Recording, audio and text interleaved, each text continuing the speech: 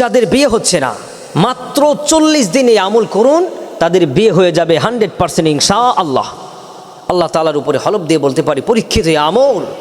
যে সমস্ত মা বোনদের বিয়ে হচ্ছে না, যেই সমস্ত যুবক ভাইদের বিয়ে হচ্ছে না, অনেক পাত্রী দেখেছেন বিয়ে হচ্ছে না, অনেক পাত্র দেখেছেন মেয়েকে বিবাহ দিতে পারছেন না, অনেক পাত্রী দেখার পরও আপনি আপনার সন্তানকে বিয়ে করাতে পারছেন না, অনেক ডিপ্রেশনের মধ্যে আছেন, সন্তানের বয়স হয়ে গিয়েছে 30, 35, 40 পার হয়ে গিয়েছে, মেয়ের বিবাহ হচ্ছে না, ছেলের বিবাহ হচ্ছে না। আপনারা এই ভিডিওটি ভালো করে শুনুন, এই কথাটি আপনারা ভালো করে ইয়াদ করুন। আল্লাহ তাআলা রাসূল সাল্লাল্লাহু আলাইহি ওয়াসাল্লাম বলেছেন, ওলামায়ে কেরাম আমাদেরকে এটা শিক্ষা দিয়েছেন, এই সঠিক অনুযায়ী যদি আপনারা আমল করতে পারেন, রব্বুল আলামিন 40 দিনের মধ্যে, কয়দিন? 40 দিনের মধ্যেই আল্লাহ সুবহানাহু ওয়া তাআলা ওই পুরুষ, ওই নারীর, ওই ছেলে মেয়ের বিবাহর ব্যবস্থা করে দিবেন। সুবহানাল্লাহ। তাহলে এই আমলটি করতে গেলে নাম্বার 1, সর্বদা সব সময় মনে রাখতে হবে পবিত্রতা অবস্থায় থাকতে হবে। কি অবস্থায়? পবিত্রতা অবস্থায় থাকতে হবে।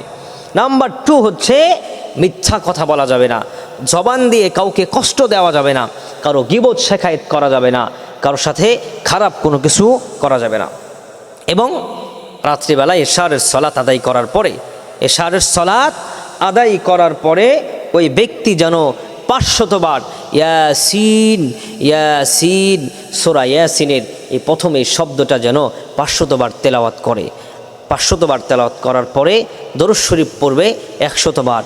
40 দিন এই আমলটি যদি কন্টিনিউ আল্লাহর বান্দারা যদি ইখলাসের সহিত আমল করতে পারে, আমল করার শেষে আল্লাহর বান্দা বলবে, রব্বানা আতিনা ফিদ দুনিয়া হাসানা ওয়া ফিল আখিরাতি হাসানা ওয়া কিনা আযাবান নার। আয় আল্লাহ, তুমি আমাকে দুনিয়ার কল্যাণ দাও, আখিরাতের কল্যাণ দাও।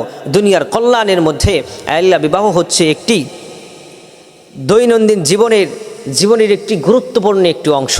আয় আল্লাহ, তুমি আমাকে একটি উত্তম বিবাহর ব্যবস্থা করে দাও। নারী হলে উত্তম পুরুষের ব্যবস্থা করে দাও, আর পুরুষ হলে উত্তম নারীর ব্যবস্থা করে দাও। এটা আল্লাহ তাআলার কাছে প্রার্থনা করবেন, আল্লাহ সুবহানাহু ওয়া তাআলার কাছে দোয়া করবেন।